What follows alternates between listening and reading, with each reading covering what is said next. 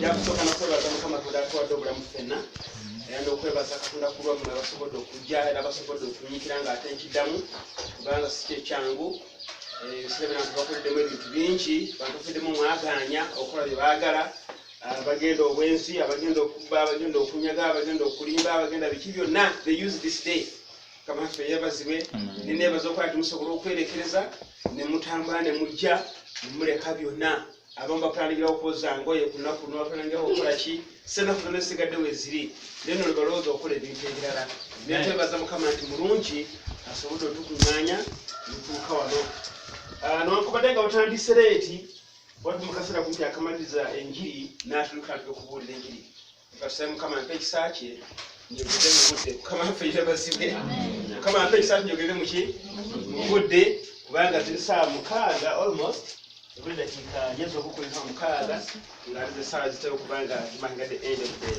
the service.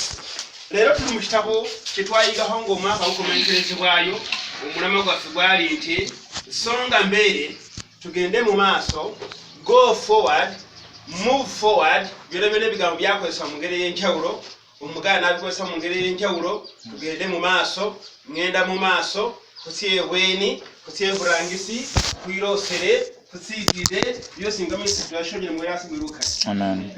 Kino mu kino ky'omulembe abaana ba Isirayiri nga babeere mu kibala ky'e Misiri baamala ekimyaka 400 birasimeruka. Manyori uwihirisa abaana ba Isirayiri Misiri abani omwana Yusuf ng'alisire wakwesera arabe ni abanda bose babeera basabamenya emisiri nga bamenyere emisiri yababye okulya bikali yabuli kintu na shifa na shirena ni kubona abana bali kubona ne bala abayulira lukoso bakakumenye bweneno ekaba nkubonavona nga bashika ule bali nsala iwawe eshiriyo kubanga yabasakaye na era simwiruka kubanga bikira lwensala ye kumushobora shewa ngembuka yolere barara baye bano bose bayira kubanga kimyaka 400 sikyaba kimyanguta barara baye bose bayira ni Yusufu mwene wakaya na waira bakina Yakobo bose bayira baba sikha bakola shina bawo arakumubolo kwa Musa ni Aroni niko kunyuka Musa wera kali hannaye kurangira abana bayize ko bose bashobora she Misiri ngaye ni kimyaka 8 wandayo mukuru wewe Aroni abane kimyaka 8 Musa unyawa olesa kimyaka ekyo Yesu aliko obukulira kurangira abana bayize eri kuba ko busaye waina mukanani era simweruka nga hodo kunyubeka makumi isure ye 14 kubonanga abana bayize eri bandike ukendo bisirali bolera kumetsi bakana kwambuka nenga bolera kumetsi bakana kwambuka kulwa kwabo obahulurira kwabo nenyuma Farao abane wamare hali hurenga kubonari ite abarangane abakobose kubanga barambe bewe bakuwa erasimweruka barambe banano bakuwa barambira kimirimo cyawo nenga babasura mushina basura muhuri ngamba weshindu shinitawera simweruka so arimbuka yolanga bali kende Farao basire afikisire kutya umulama ndehera bashina kutya de hambalonde erasimweruka ngaba londa ho Yesu kubonera Yesu kunyura kumire kweli 14 isure 14 ngakubona wele akani hesi Musa ukani hesi bana ba Israeli kokora mu stop over era simweruka ngamba ne kumanya bano bali ukwitsa abalakira to create a camp abalakira kubusana atwe abalakira kukola sinsisira amanya rero bani herukendo bali ukwitsa era amani mukolero ndi sisira ambiri kametsi mulolere bifo ibali wano byasiwe abalakira kubona handi be campingamo barame camp era simweruka abana ba Israeli nga baberewo ikampisi bakola siyabe ya busata yabe kampu yehulombe yabe kampu yeholera we yabe kampu yehumula yabe kampu yehumisa kama kono kabwe sinambi isiwere ni baba mbwire banga vimisa kama kono kabwe kulanga were ni Yesu Farao na ye olera itainga hwani hiresi byanihira kubonanga Farao enyusa kama gali rukaga si farasi rukaga ni basi le hainabo rukaga bose konera kubana bananu kubana bayiza ikusi abusoro bakadisa bakubusa era simweruka eshisa yusa anwera akanihira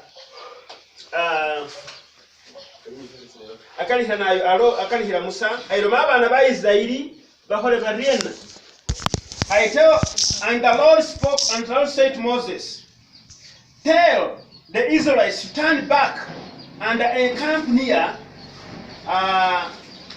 Hahirothi kale mulifashitwera alomari between akari ya Migdo and the sea. You know, Pharaoh will think that the Israelites are wandering around the land in confusion, hemmed in by the desert. And I will harden Pharaoh's heart, and he will pursue them.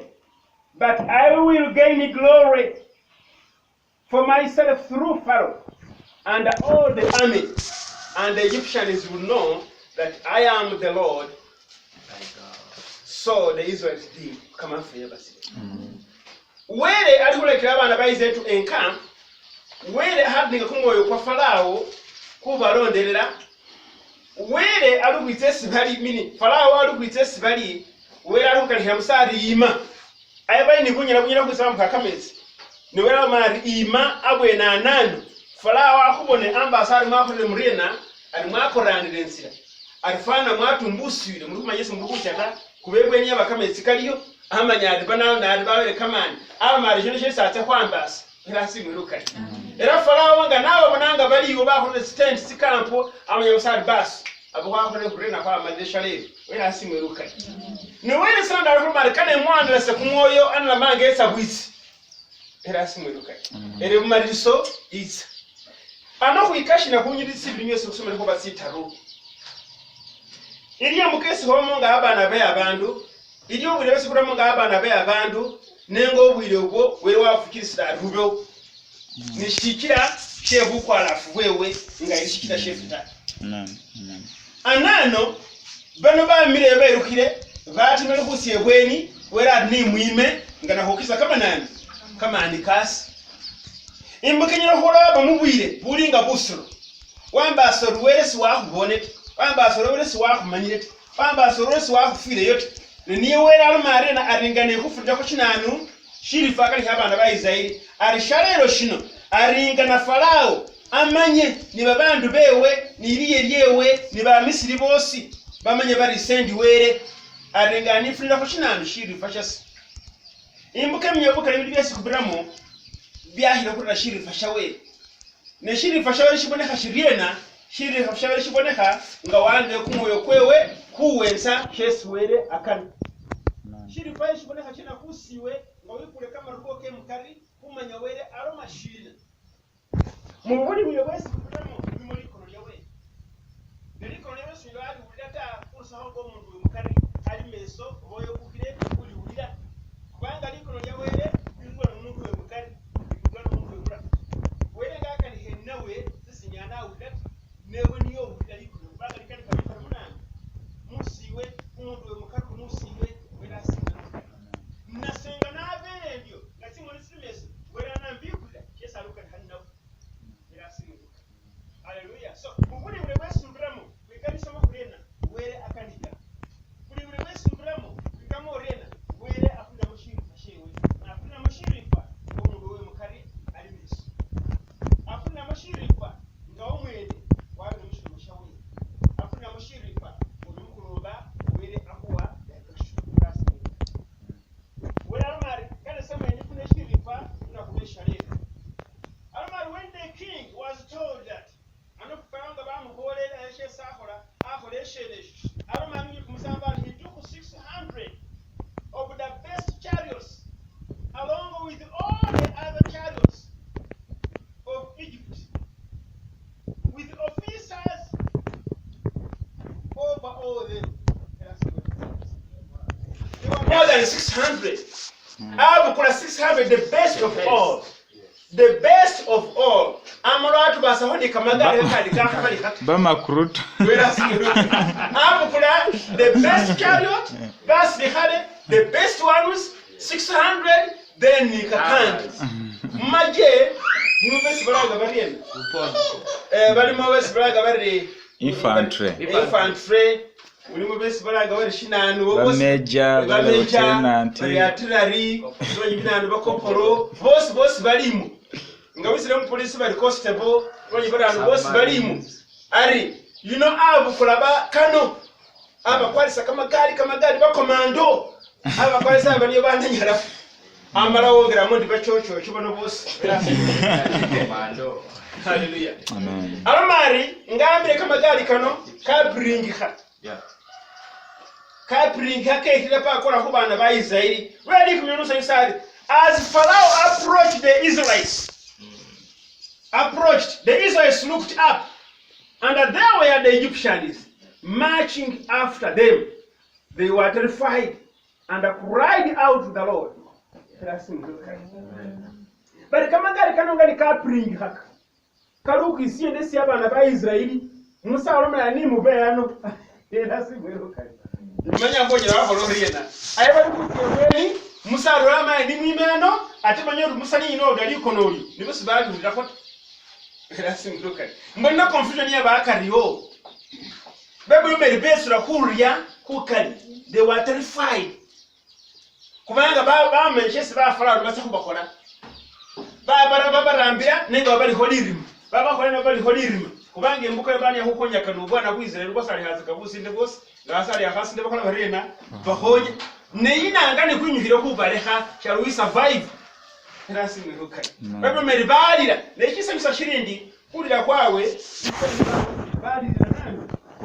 balira were they raised up their voices they cried out to the Lord. Nendi bara mabadienda bali were nendi bara mabadi they said to Moses, was it because there were no grapes in Egypt that you brought us to the desert to die? What have you done to us by bringing us out of Egypt? Can you imagine?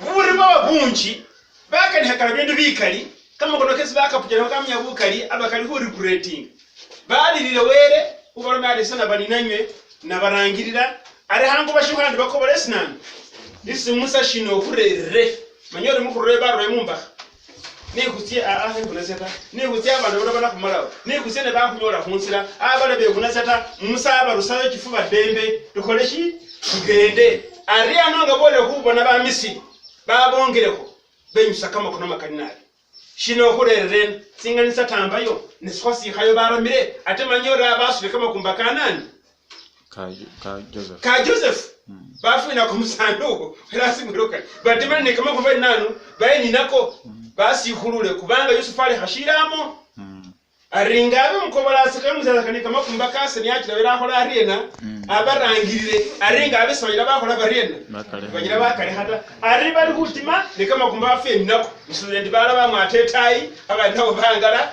Musa asubira mbafa nako ni family yewe kubanga ni aba ni direct communication nani wera simweruka ba Misiri balira balisinganisa tambayo na buleka lwa kuleka ukola kuriena kuwerere bweneyo endi wahurebeno furiwe ni ba Misiri mubimbi muno shangura bana bawere simberanga sapende sayikire mundu ukebulire nyime sama nola yabasaka yokukoye nguli wahebulire nguyisi wako yasa nola yabasaka buye yani wahebulire kampisa kwa funa sikanga wasire ukola buye yani nola yabasaka ubwifi wahebulire kampisa kwa funa sikanga wasire ukwira nola kabasa kama si wahebulire ngombe sasa kango yabibinga nola yabasaka okupa wahebulire ngani wapa na sikanga ufuna kama nani kama pesa wera simwerukani imbukana bintu byakaruba nengana ko bonde ndisi bikarubira abwenewo ni Yesu wera akano kwigurumisa wera simwerukani isi byangalira ruka lisubonorano byabira ni Yesu wera akano okusaka kama nikewe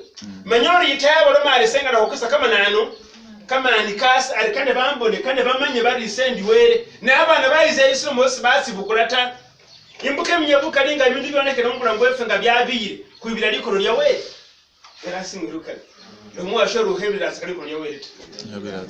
Ruhebira asakari ko nyawereta vera simweruka. Ibintu isibira nabi. Niswera kana okora arena okuyigurumiza. Imbukana wahebulira. Shino shabashire. Shine shabashirita. Ine kwali asakata ihaba ho pasa kasimimbo. Ne kwali asaka. Nibo swalo mamusi.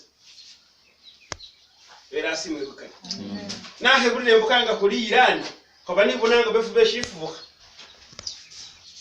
inga kujakada mukwante kana okubona kasebo kuliwo ne wabuyashi kimyaka kisakuwa ko kibiri kitaru nga bosi bakole briena wawero washaso ambona kunsa inafundo omuzungu shale anza kunyola kananyole luchoro era simweruka kama tore isali asake wabwe inosikaliota ali kubwe bulo bwesa hali asakakota busimo bwesa hafu kasakota ali bikakufuka busima tumwende kumulekera na abafuka bari kuba munyakora dinani bintu byabira isi byabira ni sibale bebenyukira no bona shina iwenye bali bunani bali bulai no bona shina iwenye shina era simwiruka you can imagine kumala kimyaka kino musalonga akuda wakata abali musalewo naho kulira khala bakadata you can imagine kimyaka kinenga musalewo akudasika ohanani bintu byabira arisi bibiri dawo ngo musana nairo mukasuwa shi umukasana na kwali khashira era simwiruka byabirire kubanga areba shino akola ibisha tayi mwola kwali akubona ni vumbi urimba kale ko ndena ngakobora ningota na atenge wahire kukobola shi era simwiruka wahire kukolo riena wahire kukobora wera simwiruka ngero kwa ni climax yo busi na bukali miesi werenyisira 18 amen kumutindo wera simwiruka miesi werenyisira shina shirifa never give up when things get hot amen never give up when things get hot the time you give up is when you are missing the mark. Wera simwiruka amen hallelujah isuru iswora huntike yobutsi ni Yesu yakorera kumwiha to begin to enjoy. Wera simwiruka ose ibasomba yamisana byehukana futya narumara atsakoreye umusumbari wewe sahuri yashiriye na mukolosia baba nani ali akana akoko ariwe naho ubonoka na hurura munsi we bintu byabiri naho ubonoka na kutsembuta ibo abanyita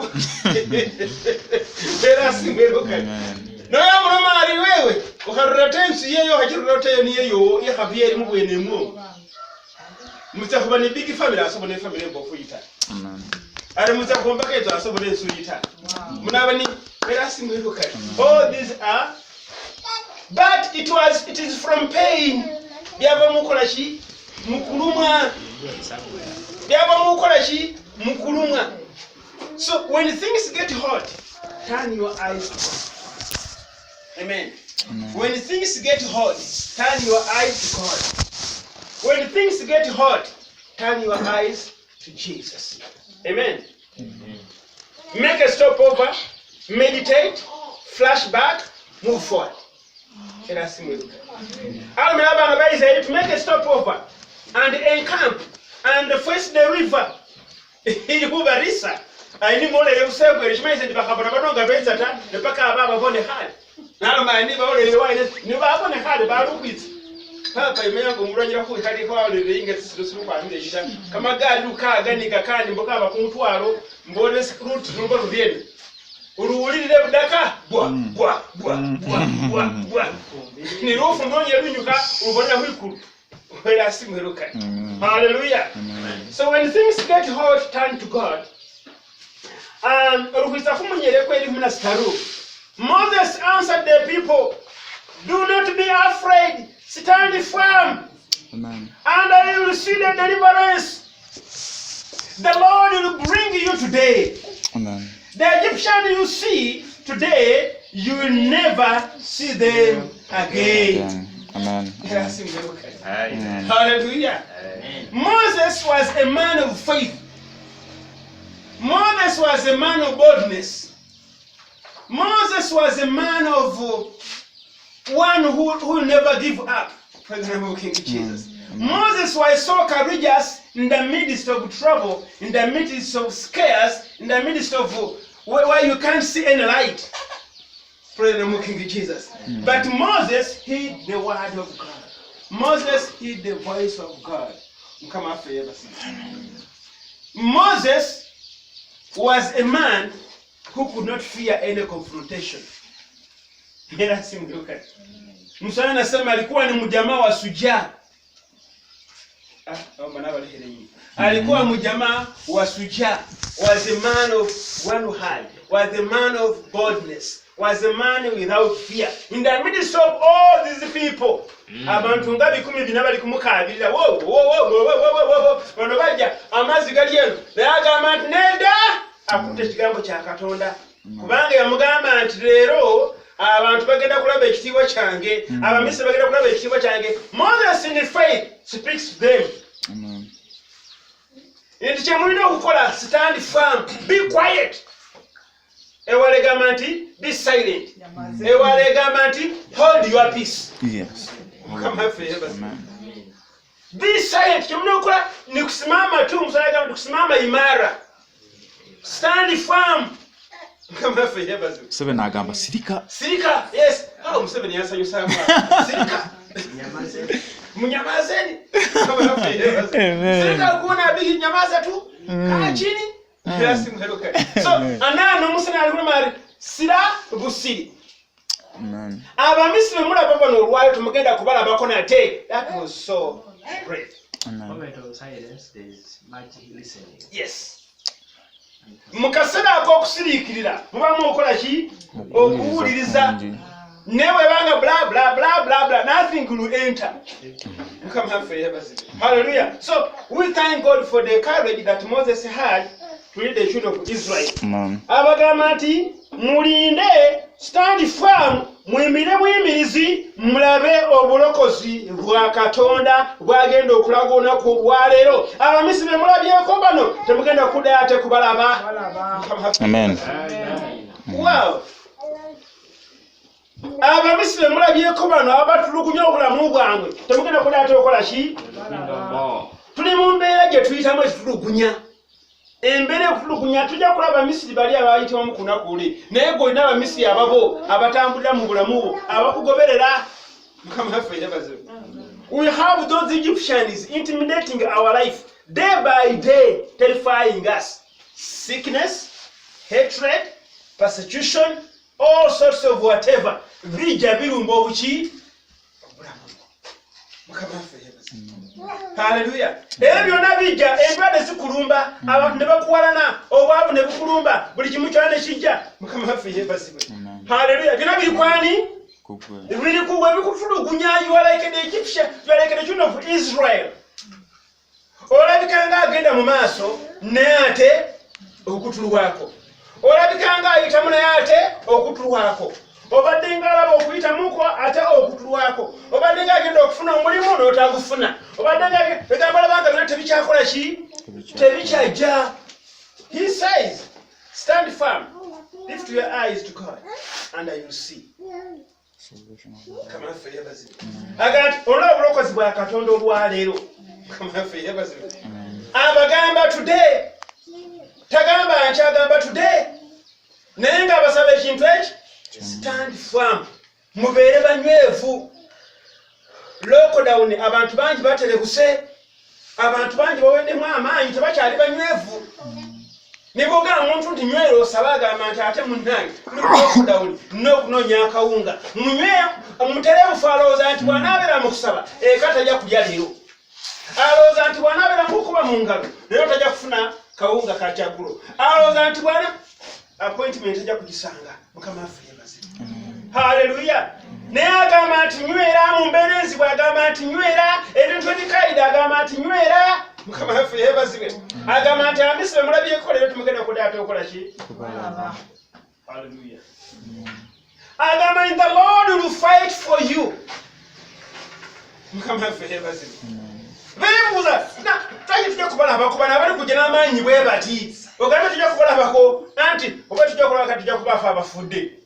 Mukama waffe yeebazibwe. Bamwe anti fe abagenda okufa tuleme kubalabako. It was embeera zaali ziwogamba nti awo tujja kubalabako nate boolabyo abo olwa ekitegeeza wenda bubunafu bwe yalimu bwe baalimu namanya nti anti fe abagenda okufa tujja kubalabako ate okufa kulaba ku muntu.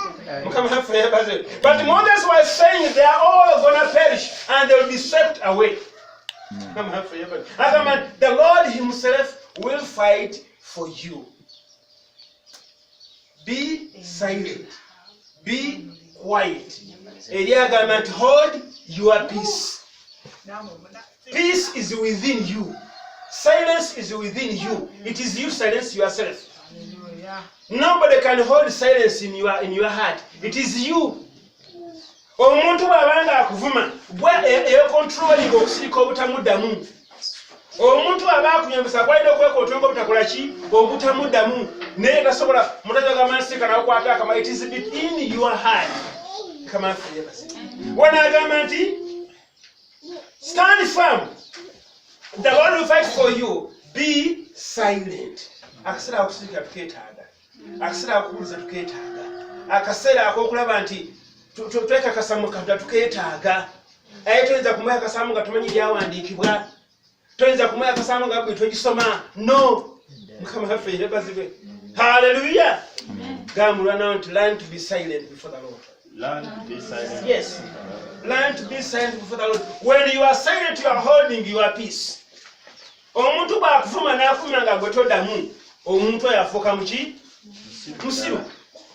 Akufuma n'afuma gwe yafuuka muki?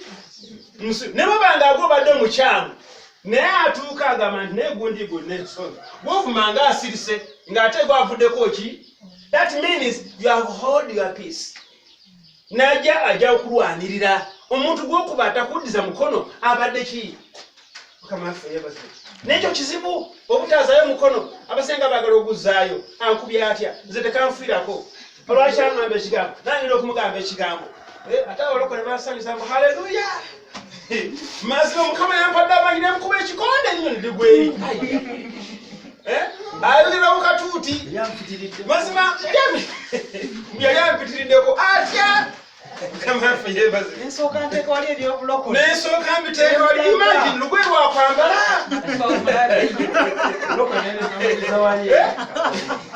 Hallelujah. Mukama mulungi. Ekiseera kyonna agamba nti ki? Agamba the Lord will fight for us. Akulugamba tuyita mu ntalo nnyingi. Embeera gye tuyitamu ebeera nzibu. Obudde bwe tulimu bwo buzibu. Abaakolanga emirimu tebakyakola. Abatambulanga ne bamutu bakyatambula. Abamu bagenda bafuna ekyokulya. Kaakati era bali waka. Naye ate abawaka babuuza buli lunaku. Mukama waffe yeebazibwe. Naawe ali weka waliwo ebikwetaagisa buli ki? Buli lunaku. Naye naye agamba nti Mukama ajja okulwanira. Embeera gy'olabako leero gy'oli kuyitamu yakaseera.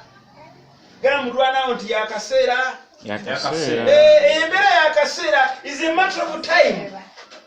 Is a matter of patience. Come on, it's a matter of time, it's a matter of patience, and you will see the salvation of the Lord.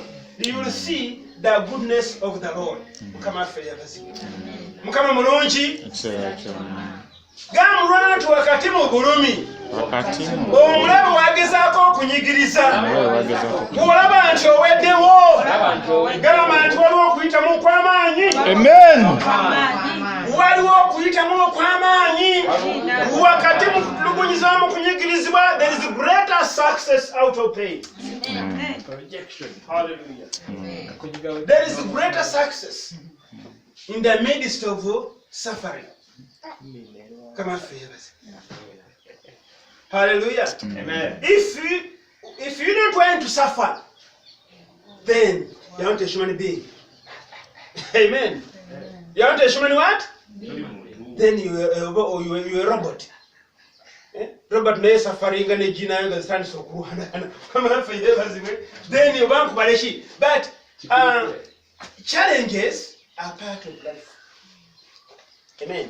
Challenges are part of what? Life. It's a matter of you accepting it and then adjust yourself to it. At the end of the day, you'll be at another level. Challenges push us to another level of understanding, another level of thinking, another level of planning. Without challenges, you can't think forward.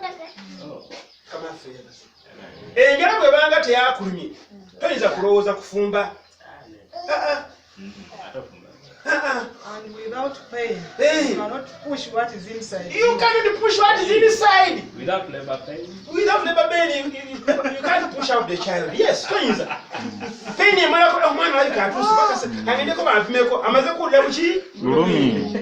Balabangera asindika mulimi bungi. So when there is pain, when you are afflicted, then something good will come out of you by faith in the Lord. Amen. Hallelujah. So nsaba Oluganda tubeere abantu abateeka obwesi bwaffe mu Katonda. Olunyulo 10:10 n'agamba nti then the Lord said to Moses, why are you crying out to me? Tell the Israelites to move on. Simanyi oluzungu olugamba lutya. Raise your staff, stretch out your hand over the sea to divide the water so that the Israelites can go through the sea on the dry ground. Abagamba nti Mukama agenda kubalwanira, be silent. Be silent. Agamba nti abagambe ekitegeeza musina yamukaabirira. Lwaki onkaabirira? Kuba kyali kimuyitiddeko. Amaloboozi ag'abantu ebina okukaabirira omuntu omu abamu beeta n'okwetta. Amaffe yeebazibwe. Naye bagamba nti sirika mangunyo. Mwibiremu emiriza muliro kama kyanaagamba. Abazaale Katonda wange lwaki olesa abantu bano mu ddungu okufiira muno taata, ndaba ekisolo ky'amaanyi, abantu b'okufiira muno, Mukama baawone kyokola, Mukama kino ki kye baakoze ensonyi mu bantu bano, abaakati bantu. Mukama nti owange obadde kigwa nkaabirira. Amaffe yeebazibwe. Waliwo embeera gye tukaabirira Katonda naye ng'ate twetaaga ddala lya kukkiriza. Waliwo embeera gy'okaaba naye nga tevaawo kubanga ena obudde bwayo. Mukama waffe yeebazibwe. Nokaaba noza kana buto kataliyo zinampulira awulira abala. Everything has got its own time. Omwana mubutu ne bwazitowa atya naye ng'ekiseera n'atuuka kyakufuluma, maama ojja kuzitowa n'ogiba myezi 9 bajja kugamba mbu baakuloga. N'ogiba mwaka paka ng'obudde bukutuza oba okola ki oba okufuluma. Mukama waffe yeebazibwe. So Musa akaabirira Katonda agamba tonkaabira. Lwaki onkaabira? Golola omukono gwo eri ki? Eri amazzi. Ne bano bagambye nti songa mbere. Move forward. Eri agamba go forward. Endala egamba etya? Advance. Oh, I love that. Advance. Mukama waffe yeebazibwe. Agamba do what? Advance. Praise the name of Jesus. Sija kumalayo sura yonna ndikyongerako. But when you go down there, olabanga abaana ba Isirayiri Mukama alaga obulokozi, alaga amaanyi ge gasuubiza Musa. Bwe batambula okujja okutuuka ku nnyanja, Musa n'agoola omuggo. The sea was separated. There was a heavy wind. Eyasindika amazzi gano. All the night. Nagaana gakola ki? Gadde. Olugendo lwali luwanvu. Batambula ekiro n'emisana, good days. Crossing that Red Sea. Babuli egamba nti Mukama yateekawo n'ekire. Yateekawo ki? Emisana kyabasiikirizanga. Emisana kyabasiikirizanga kibanga kawandagirize nga tebawulira musana. Gawa muno nti baabatizibwa. Amen. Baali mu mazzi. Baali mu ki? Mu mazzi. Eno mazzi waggulu ekiro kivaamu ki? Mazzi. So banyikibwa. Mukama waffe yeebazibwe. Ne batambula nti waatuukanga obudde obw'emisana, obw'ekiro, ng'eno ateekayo ekizikiza emabega waabwe. Bano Bayisirayiri mu maaso ng'ebirayo ki? Bano bawummulira mugundi mu tosi. Bali ku bukalu balowooza mbu tugenda mu lugendo. Bano bakola ki? Obudde bugenda okujja nti balaba bali badduka bali bakola ki? Ekire kyabiikiriranga Bayisirayiri bokka tekyabiikirirangako bano bugwa bwokyanga. So they felt it. They felt it. Ekire nga kibiikira abaana baki? Bayisirayiri. Emisana ekiro ateekayo ekizikiza n'ateeka emunye mu maaso emutiza bakole kibagende mukama waffe yebaze. Amen. Cut the story short. Abaana ba Isirayiri baamala okusomoka abamisiri n'amagaali gaabwe bayingidde mu nnyanja. Mukama waffe yebazibe. Farao komanda yawona kubanga yali mabegendo gaali. Mukama n'agamba Musa nti owaaye komanda agamba soga wati Soga mbere. agamba soga mbere akutte ekigambo kya Musa nti Musa ndayo agamba nti mugende mu maaso naye mugende wa naye mukozi obasoga muki musikirira. Mukama waffe yebaze. Ku nkomerera ya byonna Musa yakyuka butuusi bw'ati n'agoola omuggo. Mukama amaze okumulagira nti goola omuggo amazzi gaddawo mulundi gumu naye nga amazzi teganaba olugendo lwo ewaabwe waalingayo etosi nga tasobola kutambula manyi lutuwa kubali ate bali nga batambulira baki wakalu bano gye badda nga libeera tosa amagaali gaabwe nga tegagenda gonna gonna gavaako mupira gakola biki. The purpose was to destroy all of them. Mukama waffe yebazibe. Gamba mulwana nti abakugoberera Mukama agenda kubatega era bw'anaabatega bw'atojja kukaaba. Bw'ojja kukaaba ati Bana bebaze nga nze ntambula. bali muli bakisa.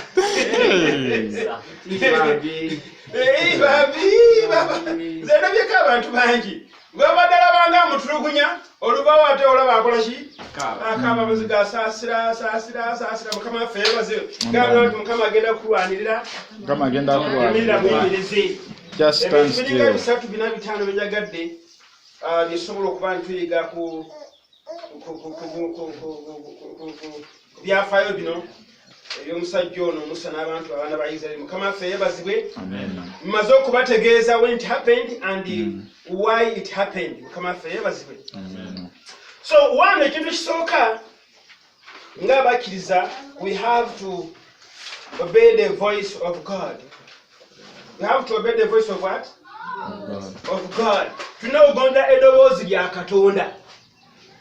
Buli ogonda eddoboozi lya Katonda ofuna direction. When you obey the voice of God, it gives you direction.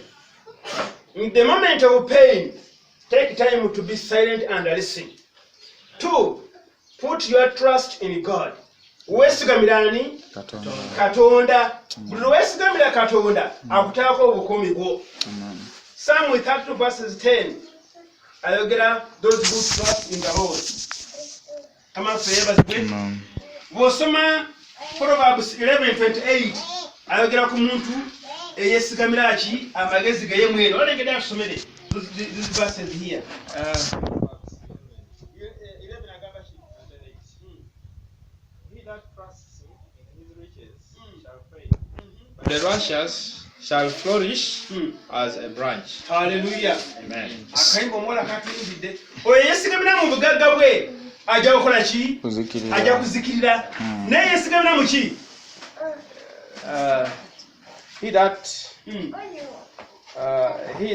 But the righteous shall flourish as a branch. Abatuukirivu bo banaakuliriranga nga bw'olaba etabi.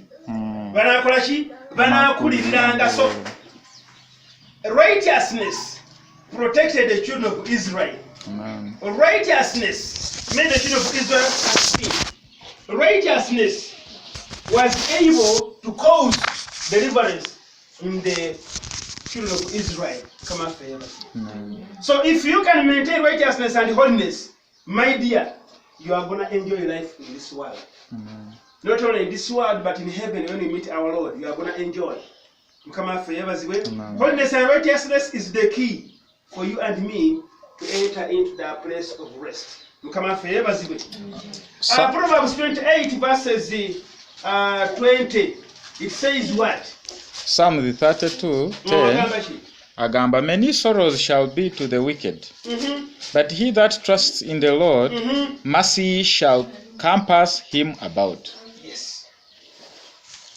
Yours says what, Naj? I'm in Proverbs. Okay, read the Proverbs then, as you can read it for us the other in your version, the book of Psalms. Yes?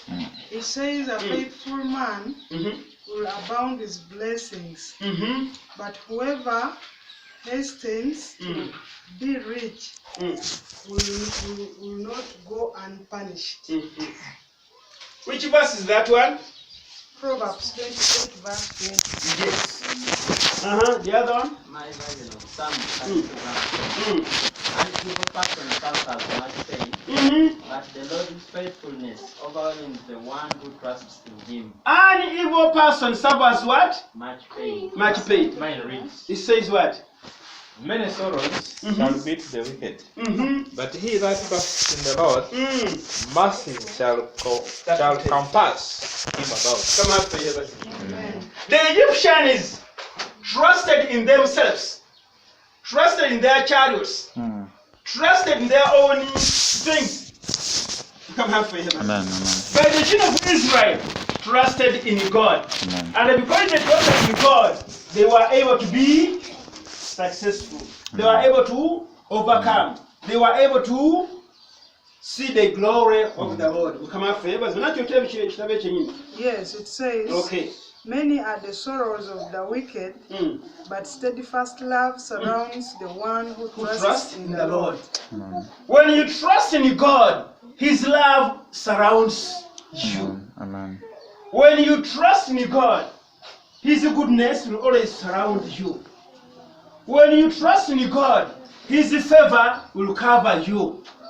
When you trust in God, hallelujah, Amen. friends who matter will come in your life. Amen. Come have faith. But if you don't trust in God, friends who don't matter will surround you, and His favor will not surround you. His love will not surround you. Come have faith.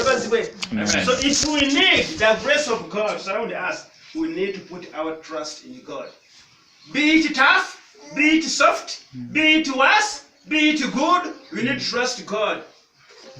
Knowing the suffering is for a while, the circumstances are for a while, but greater is the success the Lord has laid ahead of you.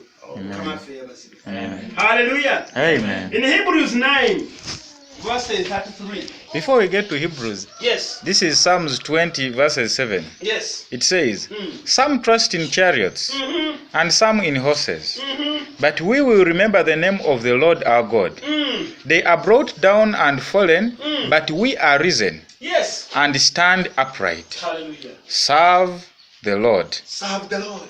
Let the King hear us when we call. Those who trust in chariots, those who trust in their own strength, they will be brought down. They will Yes. be destroyed.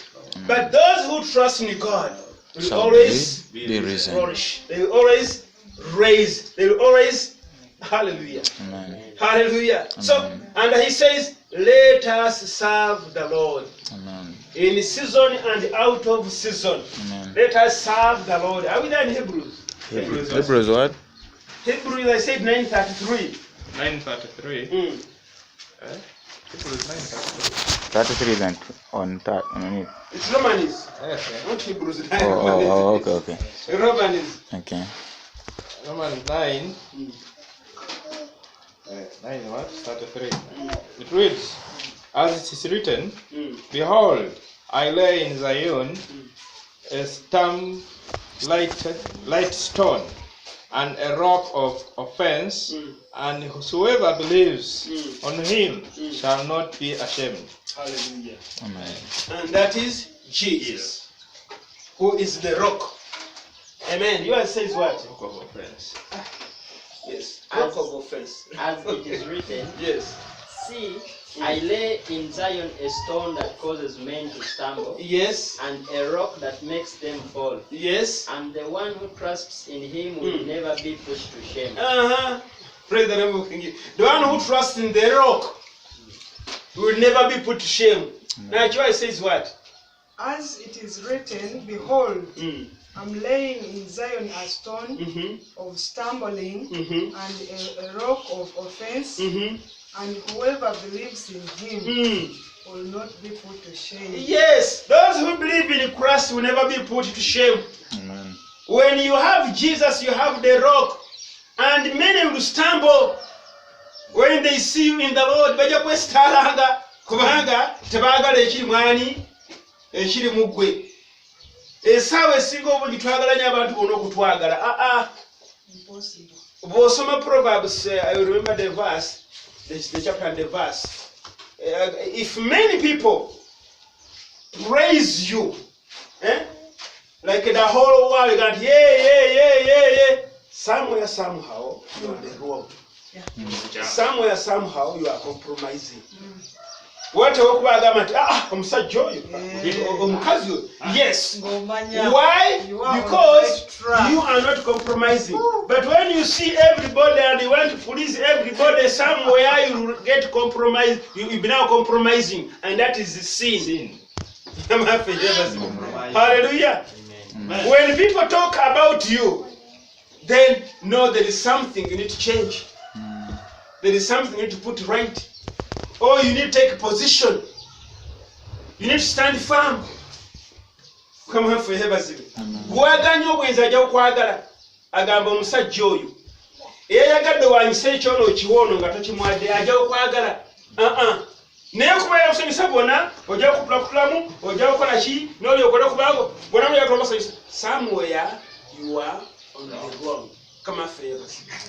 So let's trust the Lord so that we can be surrounded by His grace. We must do His will. Moses yawulira eddoboozi lya Katonda n'akola okwagala kwa Katonda n'afulonga enswaki za Katonda kyeyamugambanga naye kyeyagambanga. Moses yayogeranga bibye, yayogeranga Katonda kyakola ki kubanga yali endagaano nga Mukama amukoowa n'agamba nti tasobola kwogera n'abeera ntya n'agamba nedda ojja kwogera ng'ebyo byenkola ki byenkugamba. Naye muganda wo Alooni yagenda okubeera nabbi wo. Mukama waffe yebaze. Yagenda okubeera ki nabbi wo oba interpreter wo kubanga akutegeera mukuze naye mukulu wa kumanyi kyotatuuse nga yanakola ki anakituusa. Kitegeeza Alooni yalinga ategeera muganda byagenda okukola ki byagenda okwogera. Mukama waffe yebazibwe. Then number 2, we need to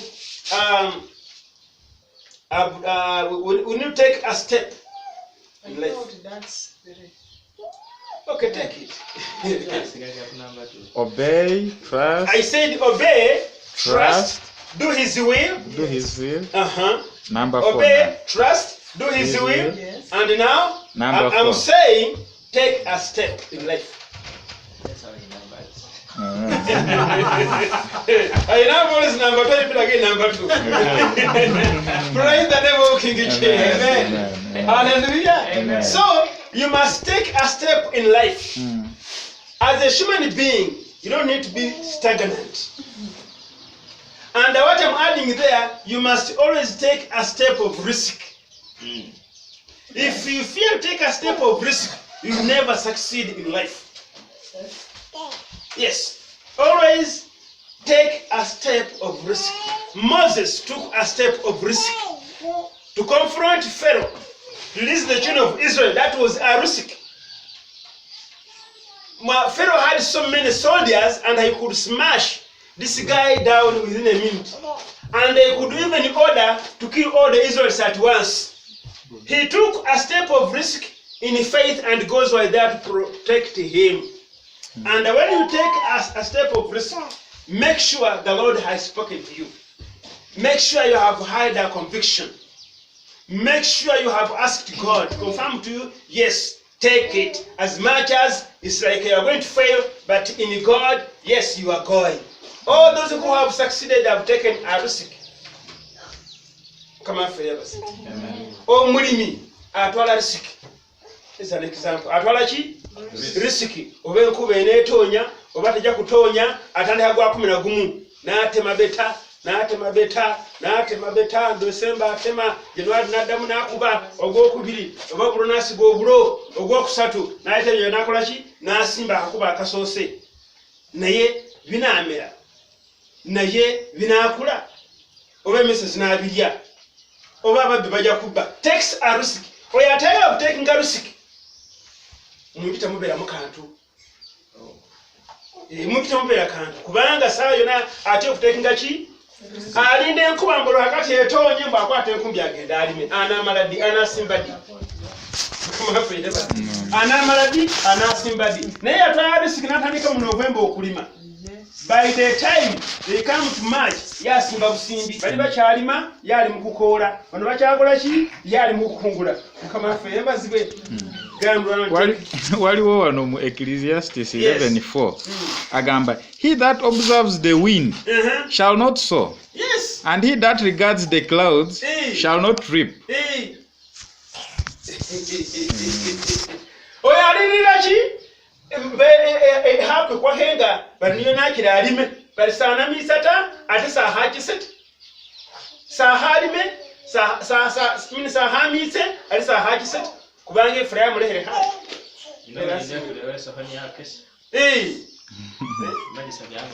maya kiro okukula ebisiki wotokane halufanyuma okubyala na mayi tobadde kwena emunsi sizo bibuti abesha maji esa mayi okora asana ayimwa kuliyo byajeko ino kuliyo byajeko era singero kai yachirewa ne abo planning ali bayitesa humurano by December na kutamisa humurano by December mean by kwataru anensa promotion kimeke kibati za bikulumuka bakwere shinani program ya kama favor. So take a risk. Abana abasoma they take a risk. Anonya minimu are taking a risk. No yakora na taking a risk. Nja kufuna sija kufuna. Ndabyeka abantu bangi. Sajjo muyagamba nga omukadde. Na hakenda hano ya ubweno buha ubweno buha nkole ha uboneko. Today they are men bali mumba fumwewe ni abisukuru ko nabisukuru bewe ne kunywa amanyari bonasalire bashasi ale haba ko planningira ale ko fayata ambassador babe today they are men and the women who are big. Isaba mangu asomesa omwana oyo and it is too late anamu isesumira safo shinanga atasumeta. So take a risk in every as a Christian. You must take a step of risk in your life. I want you to know that kisoboka buchikole. Kama for heaven. Kyo nikisoboka gwekola kichikole. Abana abasinga tabagala sciences mu musomo nga basoma. Kwa ba science nzibu, mathematics nzibu. So they don't take a risk to do mathematics, but bamala ku bintu bine they end up kama for heaven. But take a risk. Try it, give it a try, give it a time, give it a mind. You can. It's all about mindset. It's all about what? Mindset. Change your mind. Love it, like it, get closer. And you'll be able to succeed. But I mean, the challenges are part of what? Maybe I will end by saying, we must accept correction. Yeah. We must accept what? Correction. Proverbs 12:11. Accept what? Correction. If you don't accept correction, then you'll always be a failure. And you will not succeed. Can somebody for us as we pray? Are you there? Yes. Proverbs 12:11. He who does work on his land will not be short of bread, but he who goes after foolish men is without sense. 12 what? 12:11. 12:1. 12:1. 12:1. 12:1 says, a lover of training is a lover of knowledge, but a hater of teaching is like a beast. Amen. He's like a beast.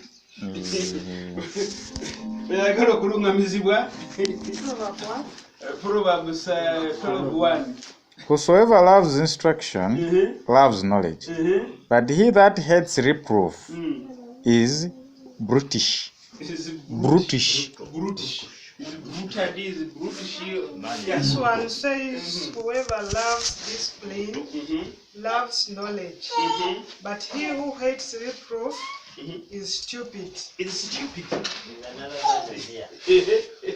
Whoever loves correction loves knowledge, but he who hates reproof is stupid. It's stupid. Munju awaka buli atayagala kugololwa aba muki aba musiru atayagala kunonyeza aba muki musiru nyo mu nyumba omusajja n'omukazi bw'otakkiriza kugololwa omusajja agoola omukazi n'agoola omuki so bw'eba yatayagala kugololwa mu nsobi gy'aba akoze yaba musiru either omusajja n'aba musiru omukazi anaaba muki there must be always correction.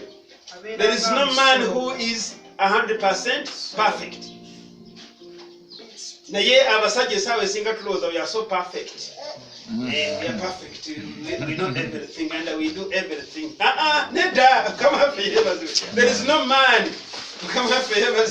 We all we have common mistakes we make. So we must accept. Omukyala bw'agamba nti naye mwami kino nga kibadde kibi n'omusajja naye bw'agamba nti mukyala kino nga kibadde kibi. Accept and then you get understanding.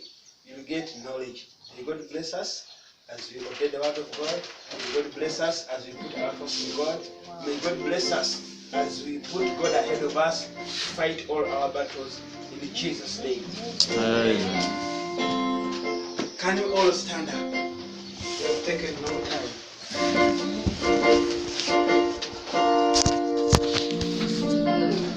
Can we have a worship song?